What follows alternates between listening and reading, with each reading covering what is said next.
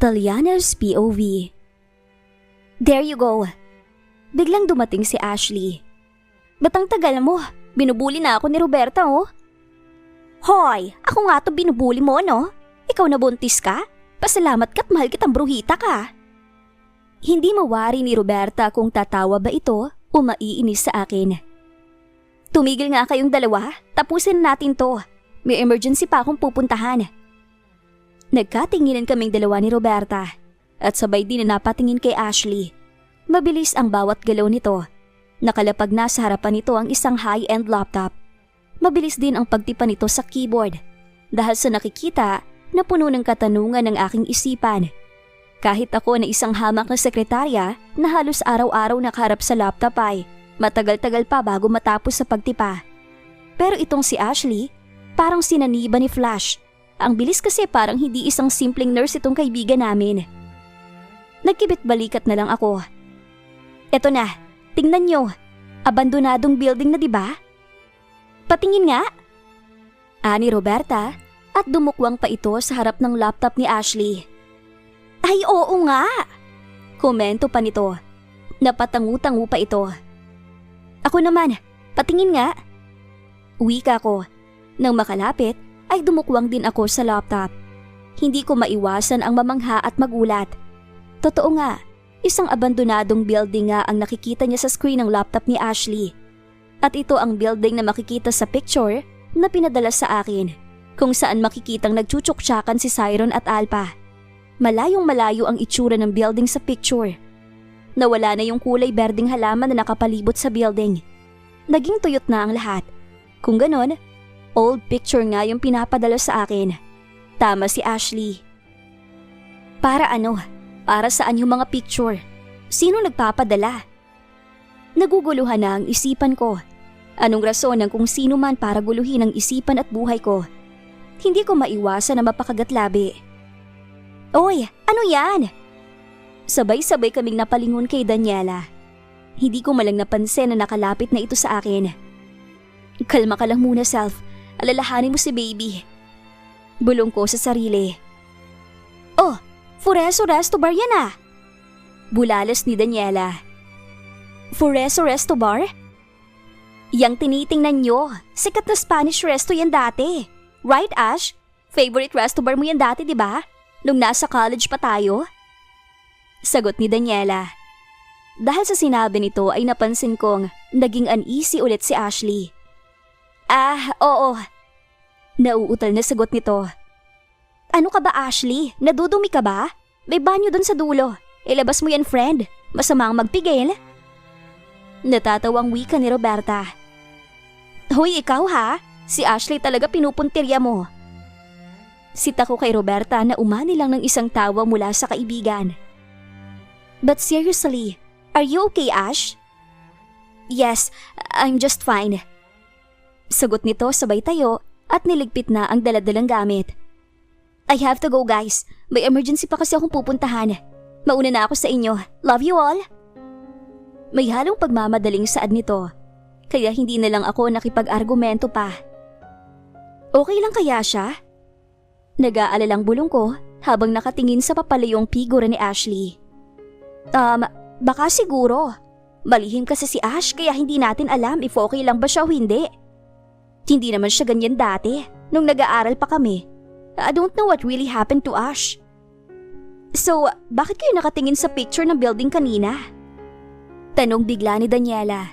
Hindi na ako nakasagot pa dahil sa dramatic entrance ni Roberta. Hinayaan ko na lang na ito ang magkwento sa kaibigan. Totoo? Gulat na gulat si Daniela. Well, hindi ko rin naman masisisi ang kaibigan. Sino kayang nasa likod nito? Hindi ko alam eh, ewan. Kahit ako ay naguguluhan na din sa mga nangyayari. Kung gustong angkinin ulit ni Alpha si Siron, hala, go! Wag naman sanang ganito. Nakakatakot lang isipin kung ano pang kayang gawin ng taong to sa akin. Sa amin ni baby. Okay lang sana kung saktan lang nila ako. Kaya kong tanggapin yun. Wag naman sanang dumating pa sa puntong idadamay nila patian ako. Ibang usapan na yun, no? Baka makapas lang ako na wala sa oras.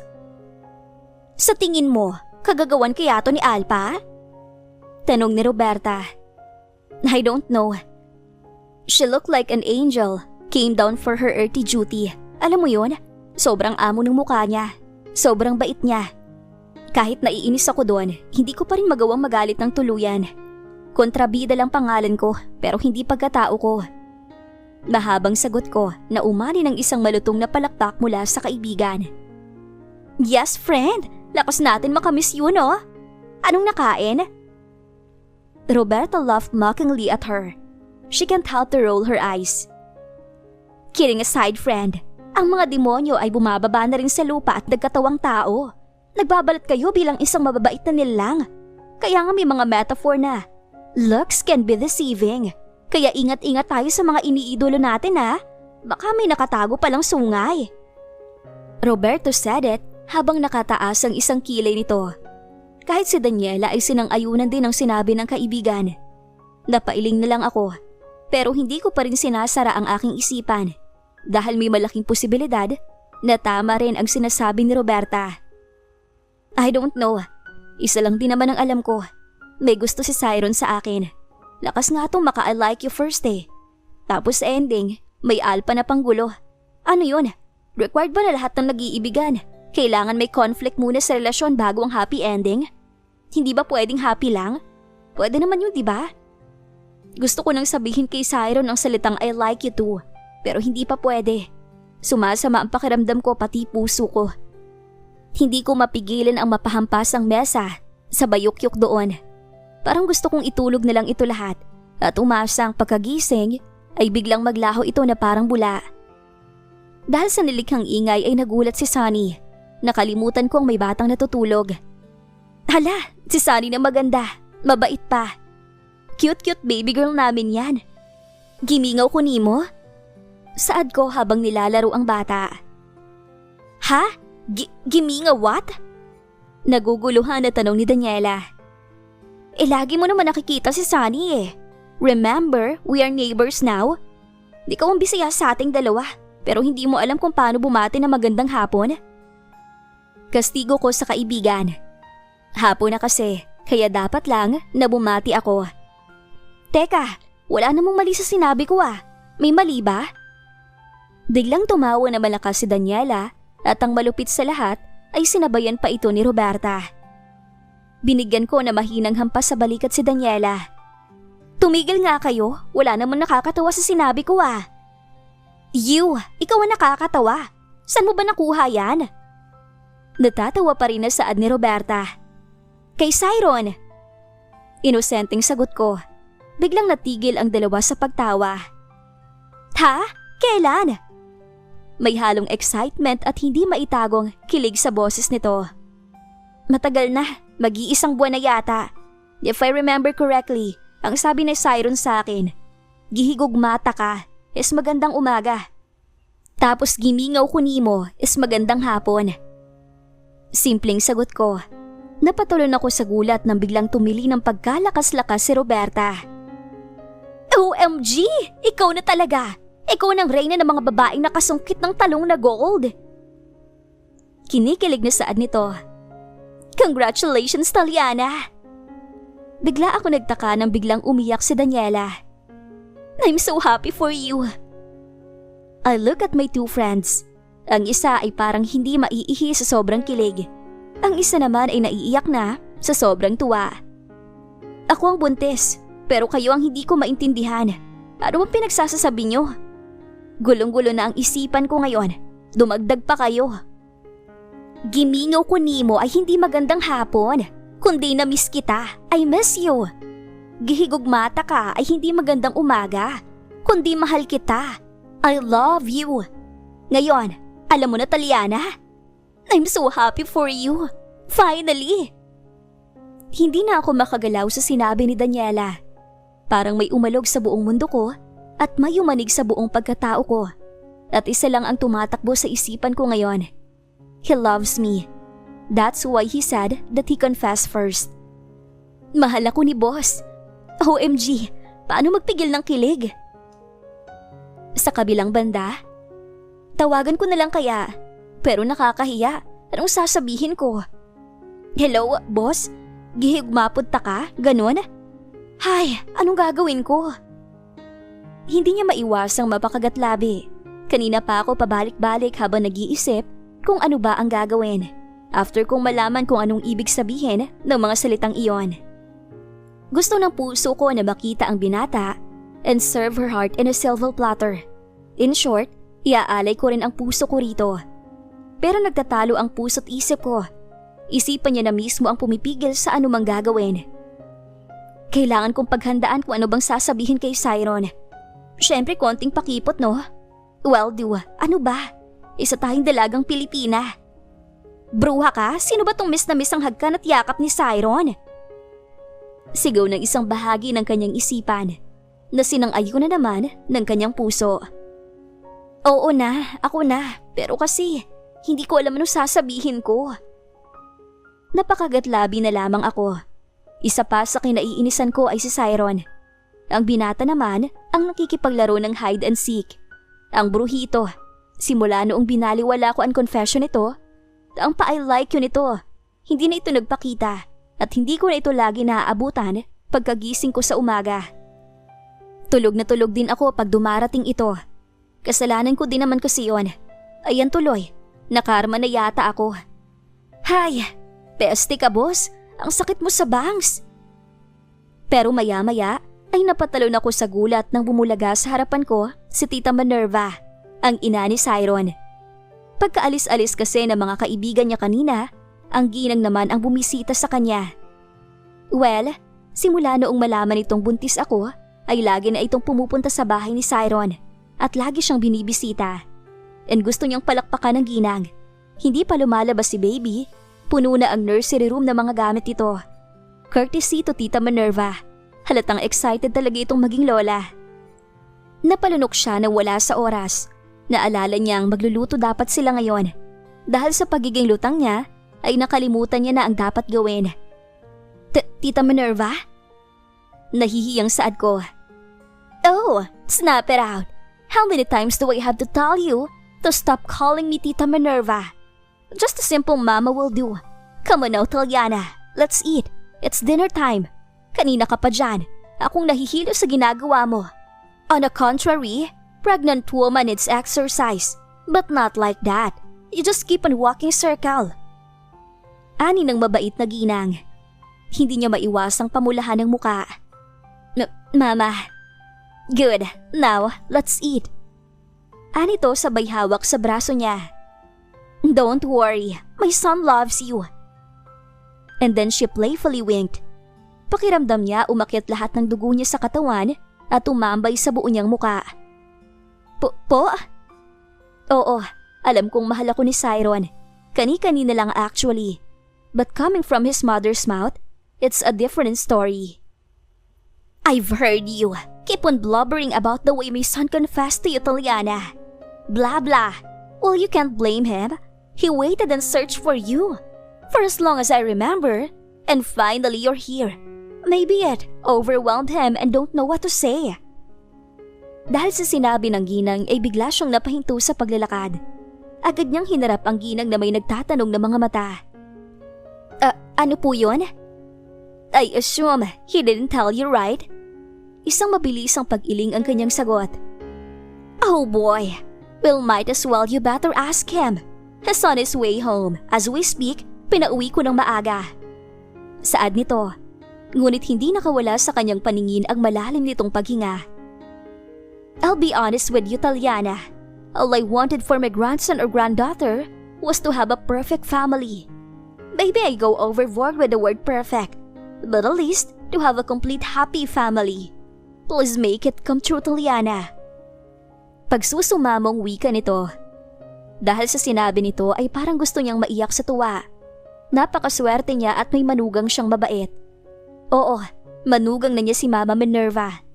Nawala na lahat ng hiya ko sa katawan. Thank you, Mama. Hindi ko po alam kung anong sasabihin ko sa kanya. Pero ngayon, marami ng tanong sa isipan ko na kailangan sagutin ng anak niyo.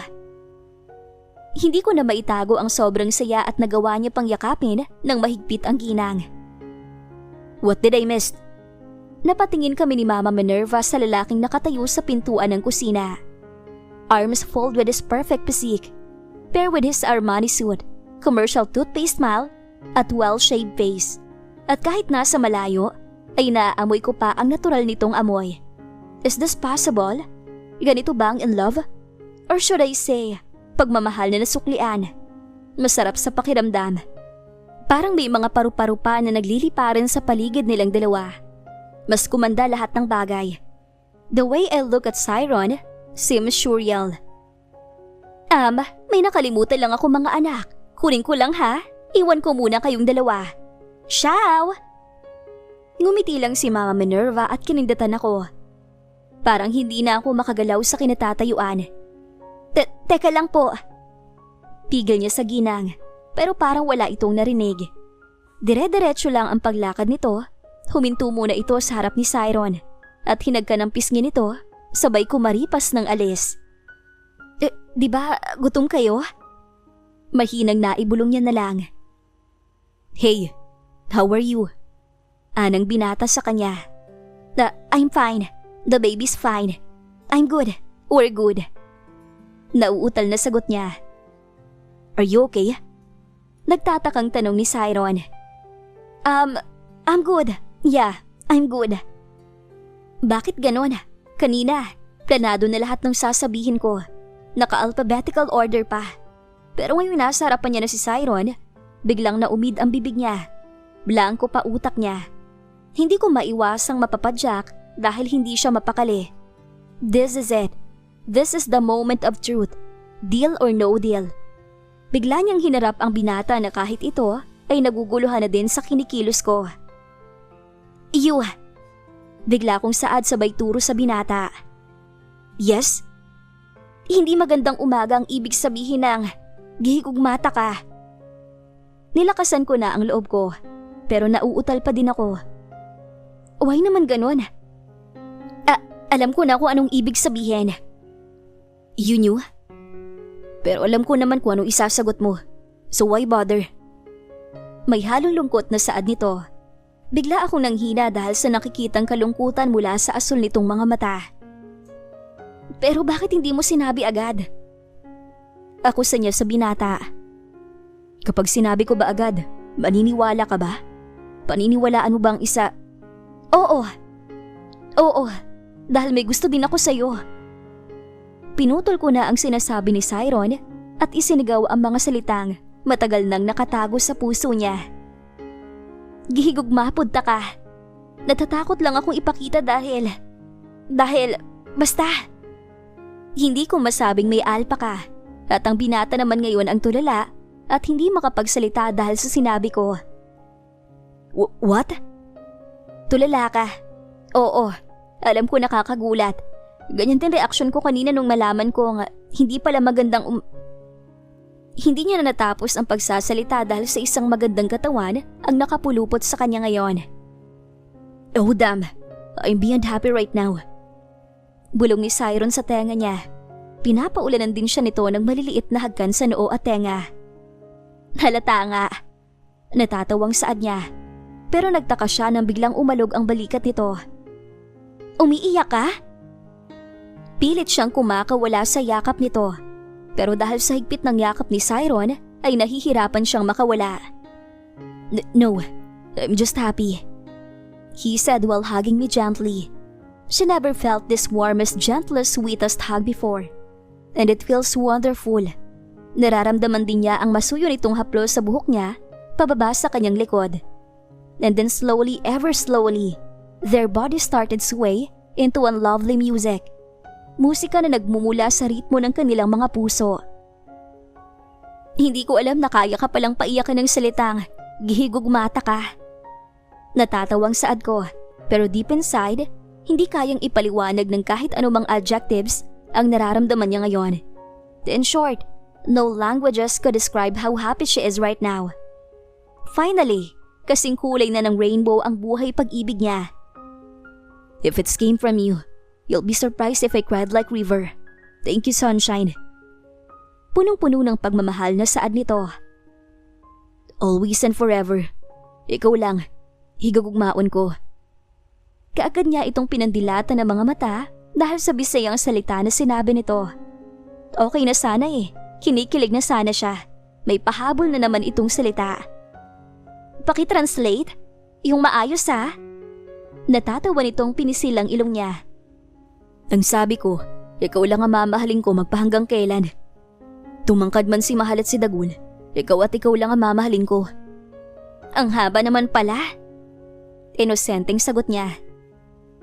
Pero gusto ko. Mapang-akit niyang kinagat ang labi at kumindat kay Siron. Natatawang inilapit nito ang mukha sa kanya. Hindi masyadong obvious na miss mo ko. Ang sarap pala magpamiss sa'yo. Mukha ka mapang-akit na leon ngayon, Sunshine. Ikinulong ng mga palad nito ang mukha niya at inatake siya ng isang malalim na hakan na agad ay nagpalunod sa kanyang katinuan. Ginantihan niya din ito ng may halong excitement at pag-ibig. Naramdaman niyang humigpit lalo ang pagyakap ni Siron sa kanya. Para silang nakalutang sa alapaap na mga oras na yon at halos kapusina ang kanilang hininga. Ngunit ayaw pa din bitawan ng isa't isa. Naging malikot na din ang kamay ni Siron kung saan-saan na lamang nakakarating. Sus Mariosep! Isang gulat na boses ang nagpatigil sa kanilang dalawa. Nagpunta lang ako dito kasi gusto ko nang kumain. Hindi ko alam na may nagsisimula na pala dito. Makauwi na nga lang.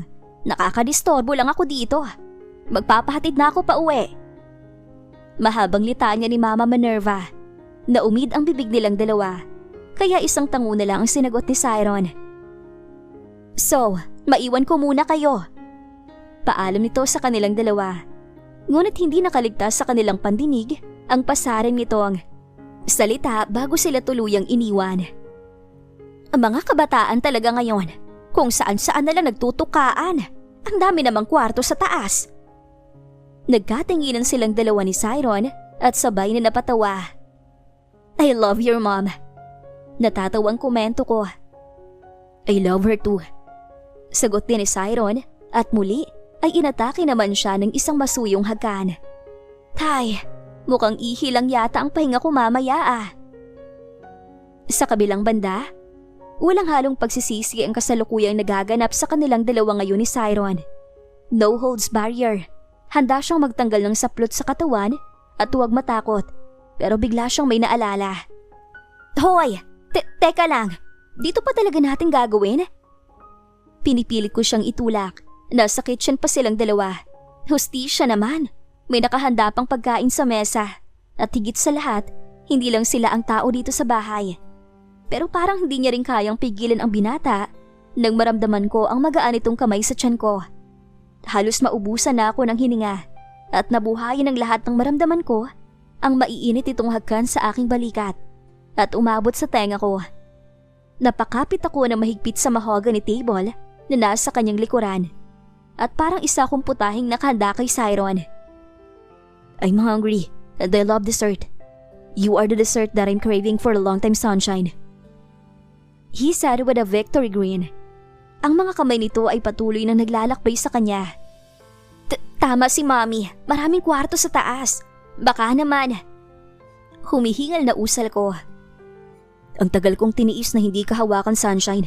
Hindi niya na kaya magtiis pa. Pagkasabi no ni Siron ay bigla nitong hinawakan ang kanang kamay niya. Sabay lagay sa harapan nitong may anakondang gising na gising at higit sa lahat, galit na galit. Napaawang ang kanyang mga labi. Feel that, Sunshine? Please, be a good girl. Hindi mo alam kung gaano kahirap na makita ka araw-araw, pero hindi kita magawang hawakan. Nangungusap ang asul nitong mga mata. Nagmamakaaway. Sino ba naman siya para tanggihan ito? Napalunok ako nang wala sa oras. Iba pala ang nagagawa ng pag-iinarte ko. Yan! Arte pa more. Ikinaganda natin yan, te. Sigaw ng maharot na bahagi ng kanyang utak. Humahaplos ang kamay niya sa katawan ng binata at hinahabol naman ito ang labi ko sa tuwing kumakalas ako sa nakalulunod na hagan. Nararamdaman na niya ang kamay ni Siron nang hawakan nito ang waistband ng kanyang cotton short. Sa kadahan-dahan iyong ibinaba. Sabi ni Ma'am Minerva, ubusin daw natin yung ulam na iniluto niya, tsaka ang dessert. Ang bait talaga ni Ma'am. Kanina pa ako nagugutom eh. Night shift pa naman ako ngayon. Galing ang boses na iyon sa hallway papasok sa kusina. Parang sinapian ako na Incredible Hulk at malakas na naitulak ang binata. Sabi naman sa'yo maraming kwarto sa taas. May halong pag-aakusa sa boses ko at mabilis ang naging kilos na inayos ang sarili. Ibinaba ko ang damit na nakaangat pati ang cotton short na nakababa ng kaunti. Damn, who said having a bodyguard was a good idea? Narinig kong maktol ni Siron. Ask yourself. Natatawang balik tanong ko. Oh, Ma'am Taliana, Sir Siron, magandang gabi po. Bati ng isang bodyguard na medyo may kaedaran na. Nasa likod nito ang tatlo pa nitong kasama na mas bata at maskulado ang katawan. Typical body build of a strong bodyguard. Kuya Bert, magandang gabi din po. Magiliw din na bati ko. Kakain pa lang kayo, ma'am sir? Naku, pasensya na po. Balik na lang po kami mamaya. Nahihiyang napakamot na lang sa batok si Kuya Bert. Sige po, ma'am sir. Pasensya na. Naku Manong, kumain na po kayo. Mamaya na lang po kami kakain. Di pa naman po ako gutom Kami pala. Nilingon ko ang binatang halos magkadikit na ang kilay. Hoy, umayos ka nga. Sita ko rito. Yeah, I'm hungry. Biglang nanlaki ang mga mata ko. Ha? Gutom ka pala? Bakit hindi mo Not food. I'm hungry for something else. Makahulog ang saad ni Siron at walang ano-ano ay maingat siya nitong binuhat. A la bridal style. Napaawang ang kanyang labi at mabilis na napahawak sa balikat nito. Teka, sandali! Don't talk, Sunshine. Humarap si Siron sa mga bodyguard na nakatulala ng mga oras na yon. Clean everything after you eat. Yun lang ang sinabi nito, sabay talikod habang karga-karga siya. Mga distorbo. Mahinang bulong pa ni Siron na narinig naman niya. Mahina ko itong hinampas sa balikat. Ito naman, sabi naman sa'yo maraming kwarto sa taas 2 beses na tayong nabibitin Bawal ako mabitin sinasabi ko sa'yo. Yeah, nagiging mabagsik ka. And I love that. Anito. Hoy, hindi 1 beses lang yon. Napaka naman ito. Hindi na pwedeng maulit yon. Iba na ngayon. Magagalit na si baby. Maiipit daw. Kawawa naman si baby kung ganun nga. Mahinang maktol ko. Pero may umilaw na bombilya sa kanyang isipan. Baka pwedeng side view. Tama, side view na lang. Biglang natawa si Siron at hindi ito makapaniwala sa kalokohan ko sa buhay. Side view din. Ibinaba siya nito sa harap ng pintuan at hindi man lang niya napansin na nasa harapan na pala sila ng kwarto nito. Napalunok siya na wala sa oras. Mapapasabak ata siya sa side view ngayon. Now, let's see how your side view works, Sunshine.